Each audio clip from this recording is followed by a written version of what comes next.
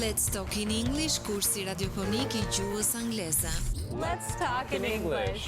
Të flasim anglisht çdo ditë duke ndjekur programin Let's Talk in English në orën 14 në Radio Emanuel. Thanks for taking the time to learn English here with us. I know learning a new language can be hard work, but we believe in you. Situata plot humor, argëtim dhe informacion vinë në familjet tuaja përmes programit Let's Talk in English. Mësojmë rreth teknologjisë, artit, kulturës dhe fushave të ndryshme të jetës, duke ndjekur këtë kurs radiofonik të gjuhës angleze. Let's talk in English. Every day. That's the way. Let's talk in English. Rikthehemi në studio mbas hapësirës muzikore dhe në këtë moment është bashkuar I ftuari për ditën e sotme, në fakt I pari për këtë vit të ri, Stefan Simaku, koordinator projektesh pranë qytetës së fëmijëve. Përshëndetje Stivi, më lejo të drejtojmë kështu. Kënaqësi të jemi së bashku sot. Përshëndetje, ju falenderoj për ftesën, edhe për mua është një kënaqësi e veçantë, sidomos siç përmend edhe ti tani të jemi ftuar I parë në studio, kështu që është një vlerësim shumë I madh nga ana ime për ftesën që ju keni bërë dhe ju uroj një vit sa më të mbar dhe të suksesshëm në punën tuaj. Falenderoj, kënaqësi edhe për mua të jemi së bashku në ditën e sotme dhe gjithashtu një vit I cili ju pret me shumë punë, me shumë projekte, ju uroj shumë suksese ty, por edhe të gjithë stafit të qytetës së fëmijëve, të cilët janë një aset vërtet shumë I çmuar për qytetin, për gjithçka që përcjellin tek fëmijët tanë dhe për gjithë ata që janë duke më ndjekur. Besoj që patjetër bien dakord me këtë që un jam duke thënë, edhe për faktin që fëmijët kalojnë një kohë të konsiderueshme të kohës së tyre të lirë, të mbasditeve pranë qytetës së fëmijëve. Prandaj përpara se të prezantojmë gjithçka që do të sjell ky vit, ndoshta risi që ju jeni duke përgatitur, si do ta përmbledhje vitin 2025 për qytetën e fëmijëve dhe cilat kanë qenë ato arritjet kryesore që ti dëshiron t'i prezantosh me dëgjuesit sot?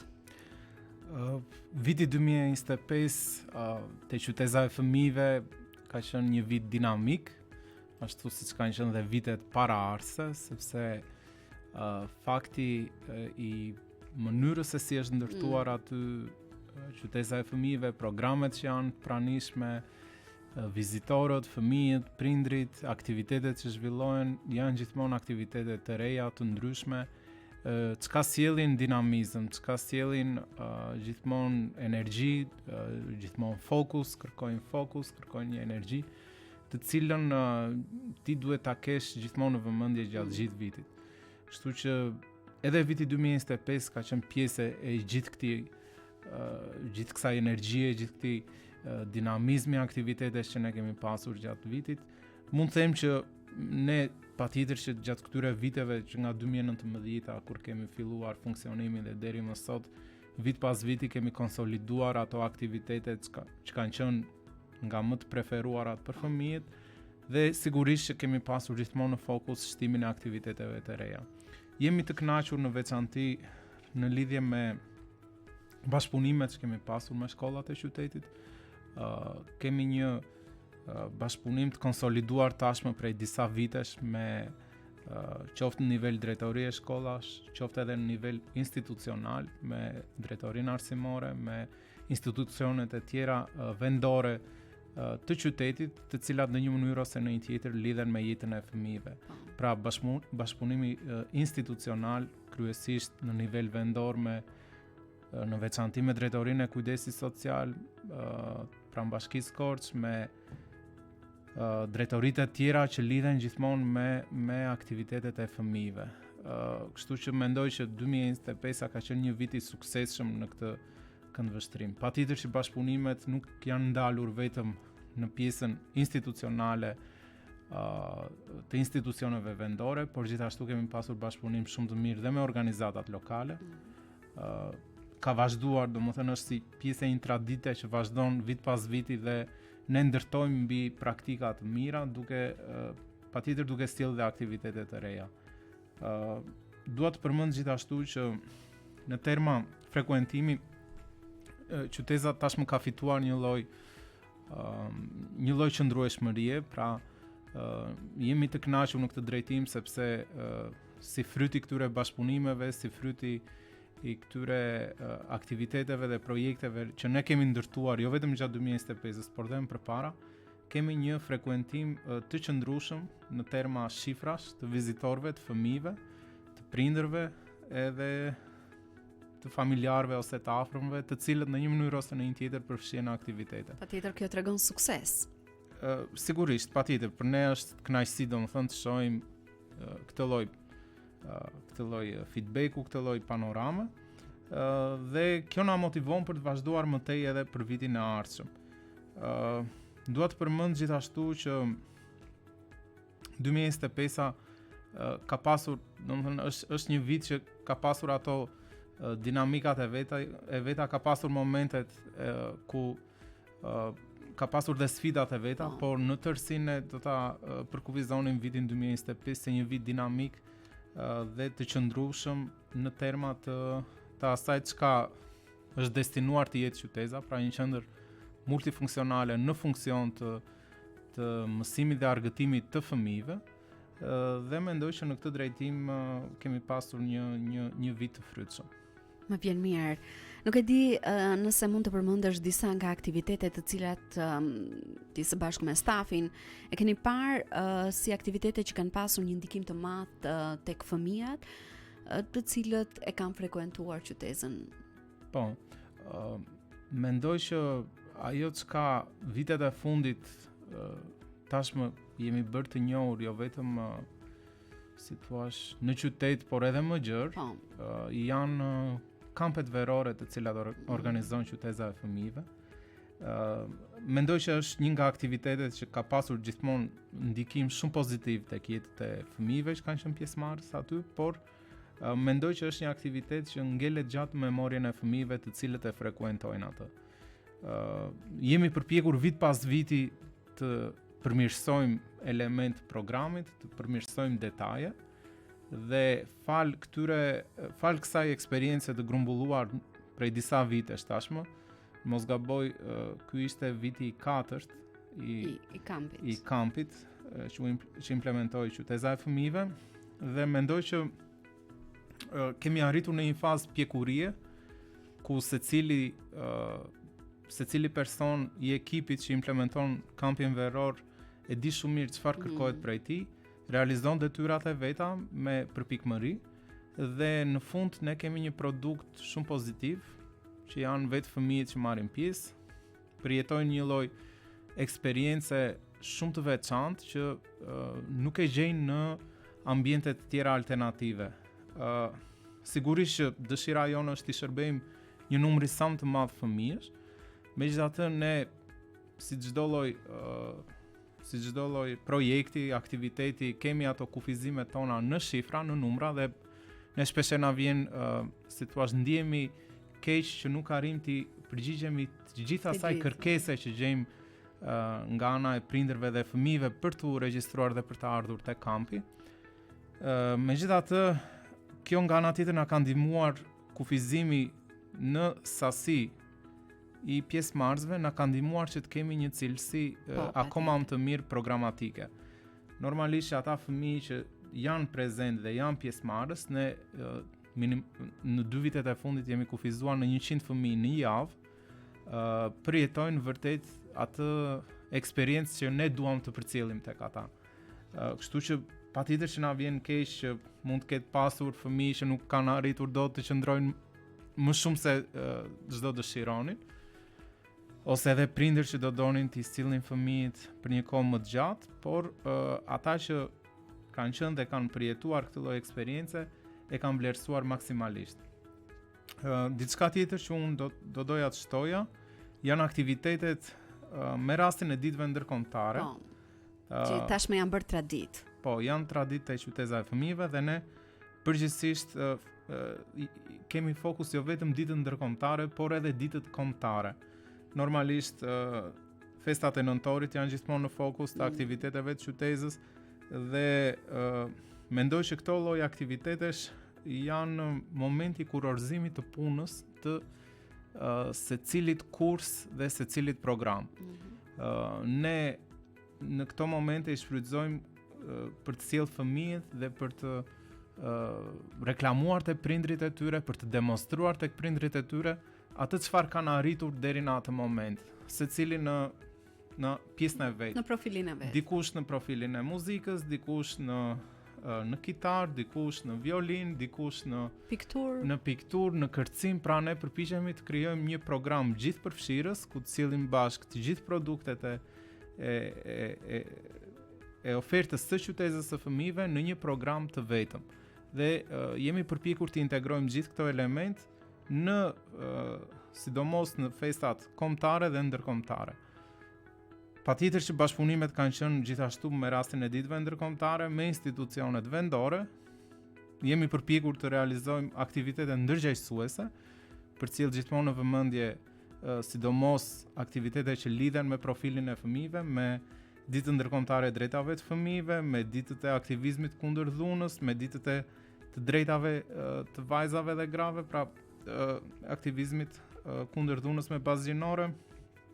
Pra të gjitha këto jemi munduar që të lëmë sa më shumë janë aktivitete që lënë sa më shumë gjurmë në ndërgjegjen e fëmijëve dhe në memorien e tyre.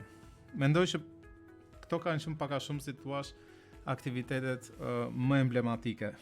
Një gjë që doja të shtoja në këtë pjesë ka të bëjë me programet e reja që ne gjatë 2025-s implementuam dhe që mendoj që kanë pasur një ndikim shumë pozitiv tek fëmijët, sepse kemi parë një përgjigje shumë pozitive, një reagim shumë pozitiv prej tyre. Dua të përmend programin e ri që ne implementuam gjatë 2025-s, Koha për Stretching, që është një program i veçantë, i pa implementuar më përpara në dienin time edhe në as nga qendra të ngjashme siç është qyteza e fëmijëve, çka kombinon lëvizjet motorike me argëtimin, me lojrat, duke i vënë fëmijët gjithmonë në lëvizje, duke i aktivizuar fëmijët. Shumë e rëndësishme kjo për fëmijët në ditët e sotme. Kjo patjetër që është e rëndësishme sepse fëmijët sot janë të kufizuar vetëm duke qëndruar pranë telefonit, duke mos komunikuar me njëri tjetrin, duke mos ndërvepruar me njëri tjetrin, dhe koha për stretching pikërisht bën këtë gjë, pra që i sjell fëmijët bashkë, fëmijët ndërveprojnë përmes lojës, përmes një lloj aktiviteti shumë të moderuar fizik, por që nga ana tjetër ndikon në vënien e trupit në lëvizje. Edhe ne kemi parë gjithmonë një reagim shumë pozitiv në edhe kjo kupton nga natyre aq sa ata mund të kuptojnë për moshën që kanë se sa e rëndësishme është të qenit aktiv në aspektin fizik. Sigurisht, edukimi që në moshë të ershme me një lloj rutine të tillë ndihmon pastaj që ata ta përqafojnë më mirë aktivitetet sportive, sportin dhe gjitha disiplinat sportive. Stivi, pak më parë përmende që patjetër çdo punë, çdo arritje ka edhe sfida, prandaj jam e sigurt që çdo sukses dhe arritje edhe në kuadër të gjithçka që qyteta ka realizuar për gjatë 2025-s ka pasur sfidat e veta, prandaj dua të pyes se cilat ishin ndoshta ato sfidat kryesore për gjatë vitit që lan pas dhe nuk e di nëse morët ndonjë mësim prej tyre për të mos e përsëritur apo për të pasur më shumë sukses për gjatë këtij viti të ri. Sfida patjetër që si në çdo punë janë prezente.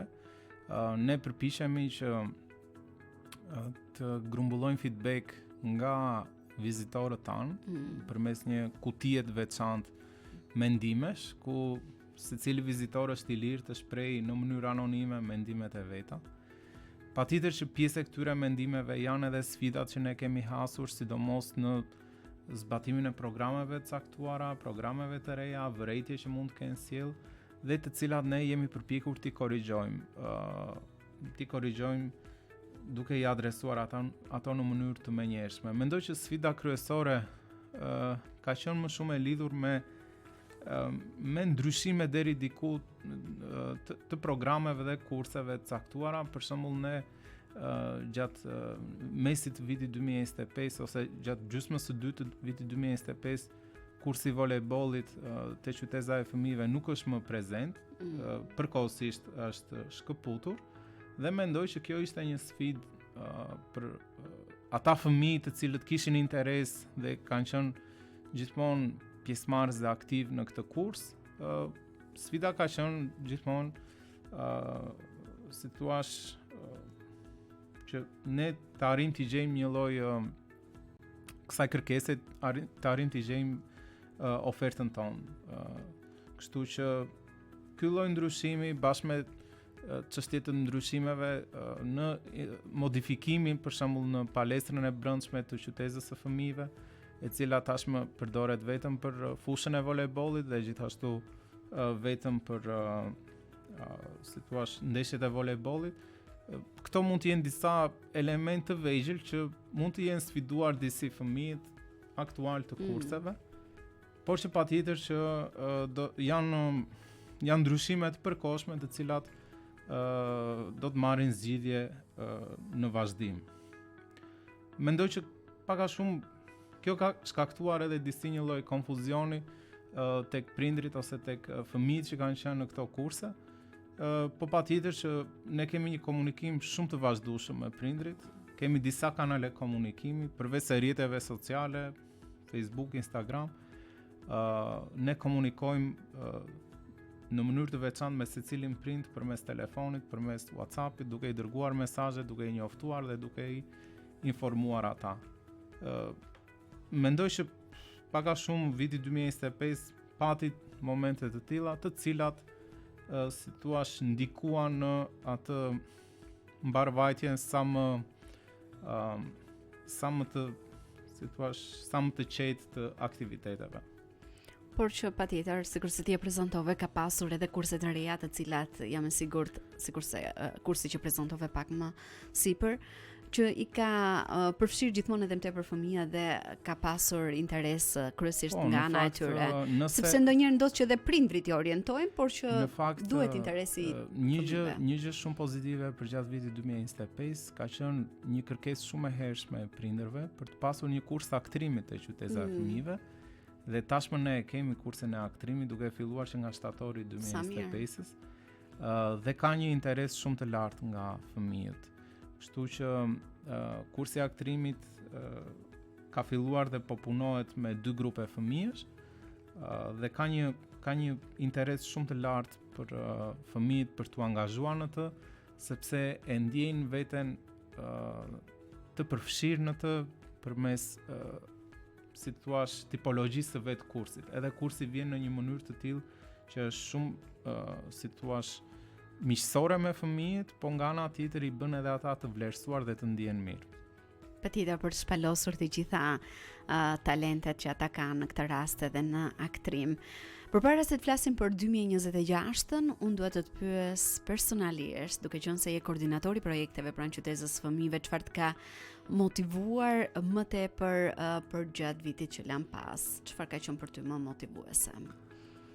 Sigurisht, motivimi kryesor është gjithmonë energjia që të përcjell dhe si thua ndjesia pozitive që të sjell gjithmonë ambienti, njerëzit me të cilët punon dhe qëllimi për të cilin ti je aty për të shërbyer.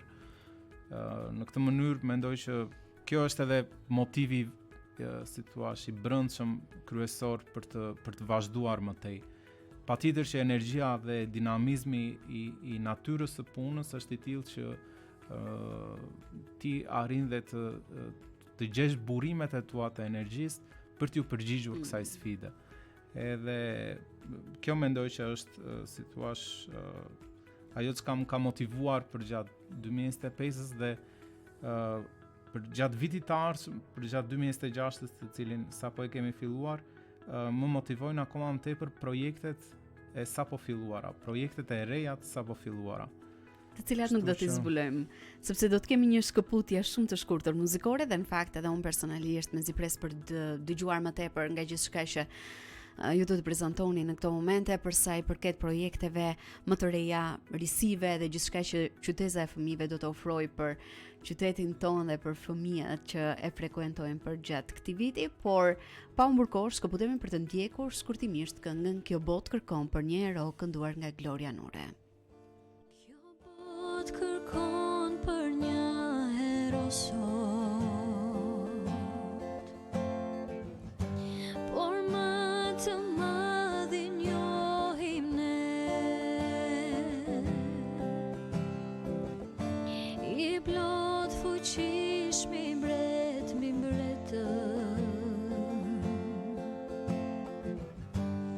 sondimtari kombeve, i cili mori trajt shërptori,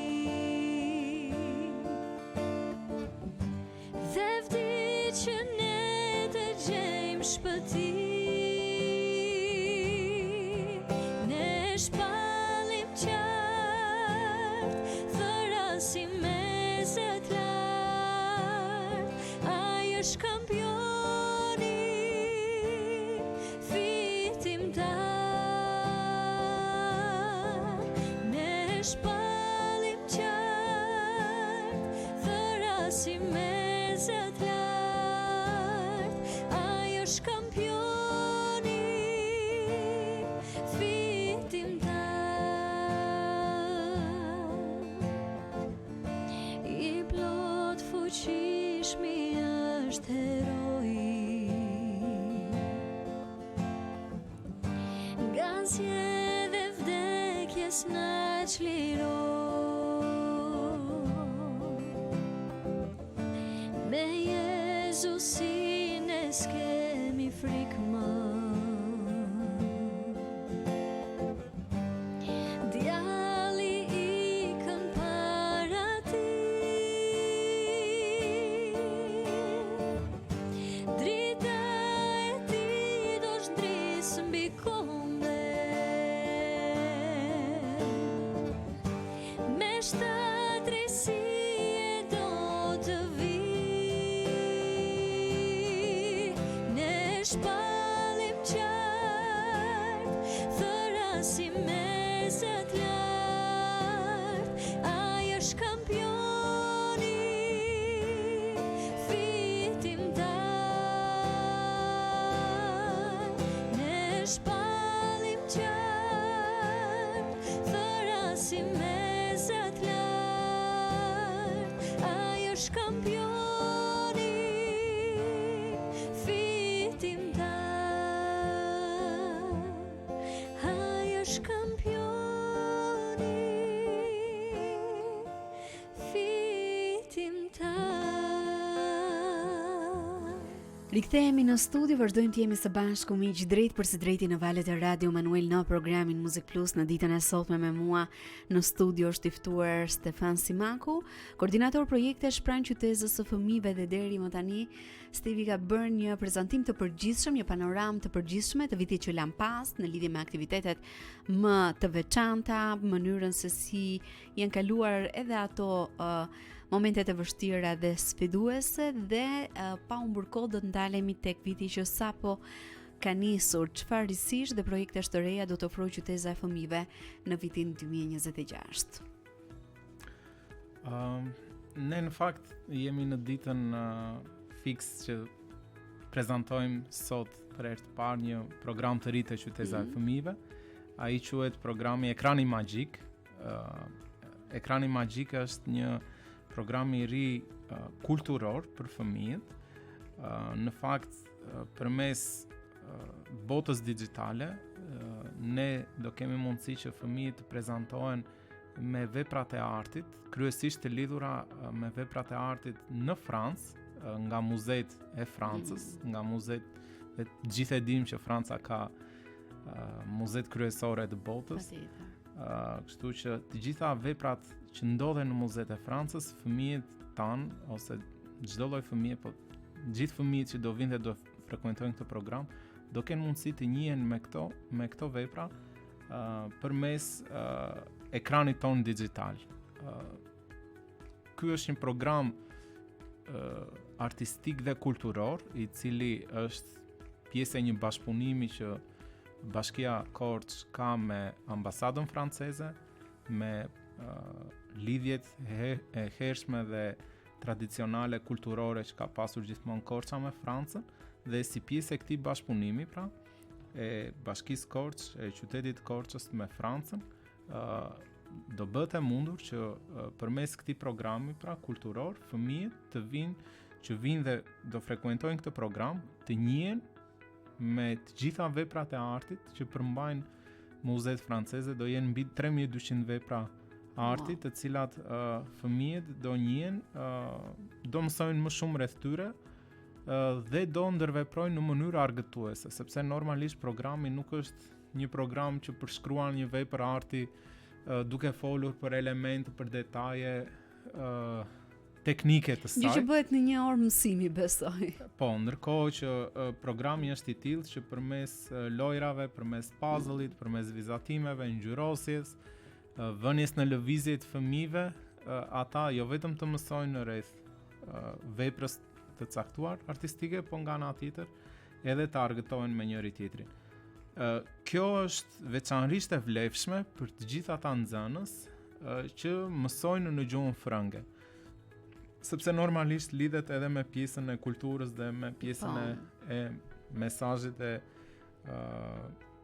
një programi që promovohet nga shteti francez, programi kulturor, dhe do ndihmoj akoma më tepër nxënësit që studiojnë dhe gjuhën frënge për të familiarizuar më shumë, për të mësuar më shumë në gjuhën origjinale, në gjuhën frënge të veprave të caktuara, për t'i intriguar më tepër, për t'i bërë më tepër kurioz, edhe për t'i nxitur për të mësuar më tepër rreth një vepre të caktuar, rreth një autori të caktuar, rreth një historie të caktuar që përcjell ai program ose ajo vepër. Programi do jetë çdo të martë, një herë në javë, në orën 4, dhe normalisht është i hapur për gjithë fëmijët, është falas, të gjithë fëmijët që do jenë të interesuar. Tani normalisht që si çdo program ka dhe ai limitet e veta dhe normalisht që është shumë mirë që unë do sugjeroja që secili prind që ka dëshirë të sjellë fëmijën në këtë program paraprakisht të rezervojë vendin e vet, sepse normalisht ka ato kufizimet e veta, duke qenë që është një program arti digital, përdoren pajisje digjitale, në këtë rast përmes tabletave, fëmijët ndërveprojnë, po edhe përmes anës vizuale. Kështu që do rekomandoja që në këtë program normalisht që presim të ketë një kërkesë shumë të lartë, prindrit e interesuar të rezervojnë paraprakisht për fëmijët e tyre. Programi do të jetë falas te qyteza e fëmijëve çdo të martë, një herë në javë në orën 4. Uroj vërtet shumë suksese në këtë program të ri, por edhe në një mënyrë që ndoshta nuk e kemi hasur edhe më parë. Besoj që të gjitha programet e tjera që kanë qenë në vitin që lan pas do të vazhdojnë normalisht edhe për gjatë këtij viti, apo jo? Po, sigurisht. Të gjitha programet që kanë qenë vitin e kaluar nuk kemi asnjë ndryshim në kuptimin e mungesës së tyre, pra të gjitha janë të plota, do të vazhdoj implementimi i tyre edhe këtë vit, duke shtuar edhe këtë programin e ri që sapo përmenda. Ju Stevi gjithmonë e keni të rëndësishme në gjitha aktivitetet, programet që ofroni të kombinohet argëtimi dhe edukimi. Prandaj si do të ndodh ky kombinim në programet tuaja për gjatë këtij viti? Patjetër, domethënë filozofia kryesore e qytetës së fëmijëve është që fëmijët të mësojnë përmes të argëtuarit. Edhe gjithmonë kjo është dhe sfida jonë, se si të sjellim një koncept, se si të sjellim një ide sa më afër fëmijëve për ta përvetësuar ata, por nga ana tjetër edhe të mos jetë e mërzitshme, të jetë një moment ndryshe nga shkolla. Këtë vit ne jemi fokusuar kryesisht në javë të caktuara. Pra ne po krijojmë një qasje të re për këtë vit, në programet e këtij viti, duke i profilizuar në javë të fokusuara në tema të caktuara. Shumë interesant. Dhe gjatë asaj jave fokusi do jetë intensiv, ditë pas dite, duke përdorur aktivitete të ndryshme, kryesisht përmes të ftuarve, përmes figurave të jashtme, të cilat do jenë të profileve të ndryshme që janë profile gjithmonë të lidhura me jetët e fëmijëve, me aktivitetet më të dashura të fëmijëve. Për shembull do të kemi të ftuar profil mjeku që kujdeset për kafshët, sepse kafshët janë gjithmonë të veçanta për fëmijët Ata i duan shumë edhe kanë shumë shfaqin interes. dashuri ndaj kafshëve, kështu që do kemi një javë të dedikuar për kujdesit ndaj kafshëve, do kemi një javë të dedikuar kinemas, do kemi një javë të dedikuar lojrave të tavolinës, do kemi një javë të dedikuar profileve të ndryshme, bashkëveprimi me një psikolog që është planifikuar të jetë gjatë këtij viti. Pra do kemi bashkëpunime me profile të ndryshme profesionesh që kanë të bëjnë me fëmijët, me jetën e fëmijëve dhe me aktivitete të cilat janë gjithashtu të veçanta për fëmijët dhe të dashura për fëmijët. Kështu që këtë vit, domethënë përqendrimi nga ana programatike do jetë në fokusimin e javëve të caktuara me tematika të caktuara. Patjetër që do jetë në fokus edhe sporti, duke qenë që qyteti jon ka marrë tashmë dhe statusin e një qyteti miqësor për sportin, kështu që sporti do jetë gjithashtu në fokus. Patjetër që sportet tradicionale, volejbolli, basketbolli, futbolli do jenë gjithashtu pjesë. Qyteza e fëmijëve do ketë, si thua, do mirëpres aktivitete sportive, por ne duam që të shkojmë përtej sporteve tradicionale, duke parë edhe mundësi bashkëpunimi edhe për sporte që mund të jenë lënë disi në hares, por që ka interes nga fëmijët dhe nga komuniteti. Kështu që pak a shumë kjo do jetë mënyra se si gjatë vitit 2026 ne do përpiqemi të qasemi fëmijëve dhe do përpiqemi të sjellim ato ofertën tonë programatike. Patjetër që aktivitetet më të dashura do të vazhdojnë të implementohen. Kampi veror do të jetë shumë pritur. Po, do të jetë gjithashtu prezent sapo të përfundoj shkolla dhe 4 javët në vazhdim do të jetë prezent te ambientet e qytetës dhe më pas do të vazhdohet normalisht sipas kalendarit të aktiviteteve. Ju përmendet disa prej bashkëpunimeve kryesore që do të keni për gjithë këtij viti, nuk e di nëse ka vënë për të prezantuar edhe tepër bashkëpunime apo iniciativa të reja për fëmijët e qytetit. Ndoshta edhe me institucionet, me shkolla. Jo, domethënë kjo pjesa e të qenurit këtë vit Korça po merr një vëmendje akoma më të veçantë në aspektin e sportit, edhe qyteza e fëmijëve do jetë mikpritse e një sër aktivitetesh që organizohen kryesisht do të organizohen nga Komiteti Olimpik Shqiptar, kombëtar shqiptar, kështu që presim të kemi një lloj qyteza e fëmijëve të mirëpres një sër aktivitete sportive që do organizohen në kuadër të këtij statusi që ka qyteti i Korçës. Dhe duke qenë se po mbrim në fund të bisedës sonë në studio, çfarë mesazhi dëshiron të përcjellësh kryesisht tek prindrit, por pse jo edhe tek fëmijët për ta nisur këtë vit të ri në qytetën e fëmijëve?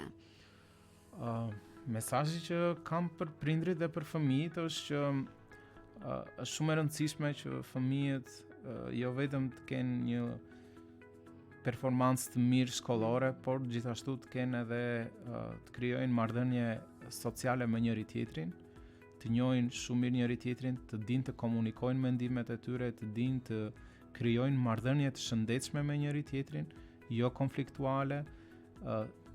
Edhe nëse krijojnë marrëdhënie konfliktuale, të dinë të zgjidhin konfliktet e tyre dhe vetmja mundësi se si fëmijët mund të ndërveprojnë përtej kornizës shkollore është një qendër multifunksionale që të jep mundësinë të përfshihen fëmijët në programe argëtuese dhe të mësuarit përmes argëtimit. Kështu që jemi me fat që në qytetin ton kemi qytetën e fëmijëve dhe këtë gjë ma thot çdo vizitor që vjen te qyteza nga rrethet e tjera, nga Tirana, nga Durrësi, Patjetër, nga sidomos Shkodra, ato nga qytete që e Elbasani, kanë që janë qytete të mëdha dhe mungesë me një të tilla. janë qytete të mëdha, kanë potencial, kanë mundësi financiare, le të themi, për të financuar aktivitete, por ju mungon infrastruktura që ne e kemi këtu në Korçë. Dhe ne fjala që dëgjoj nga ta është që sa me fat jeni që e keni qytetin e fëmijëve dhe mendoj që kjo është si thua mundësia më e mirë që ne kemi si prindër që fëmijët të edukojnë në një ambient sa më miqësor social për ta, edhe sa më argëtues për ta dhe sa më miqësor për vetë fëmijët. Kështu që do i ftoja që secili prind që ka fëmijët, sidomos nga mosha 6 deri në 14 vjeç, të sjellë fëmijët në programet e qytetit së fëmijëve, sepse çdo program është i ndryshëm dhe jam i sigurt që secili fëmijë do e gjej veten në këto programe. Patjetër që shkolla është e rëndësishme, patjetër që mësimet janë të rëndësishme, por gjithashtu e rëndësishme është edhe argëtimi i fëmijëve. Dhe 1-2 orë jashtë këtyre kornizave, mendoj që është gjëja më e mirë që fëmijët do të bënin për të kaluar kohën e tyre të lirë. Unë të falenderoj vërtet shumë për gjithçka që ndave në ditën e sotme, ishte kënaqësi të bisedonim së bashku edhe ju uroj shumë suksese në këtë vit të ri në gjitha programet, në gjitha aktivitetet që ju organizoni pranë qytetës. Faleminderit, është gjithmonë kënaqësi të jem pjesë e programit tuaj. Gjithashtu ju uroj sukses edhe ju. Falenderoj, unë të uroj një ditë mbar në vazhdim, e përfundojmë bisedën në studio në këto momente, për të shkëputur edhe për të ndjekur një tjetër hapësirë muzikore, rikthehemi së bashku miq vetëm pas pak në Radio Manuel në programin Music Plus.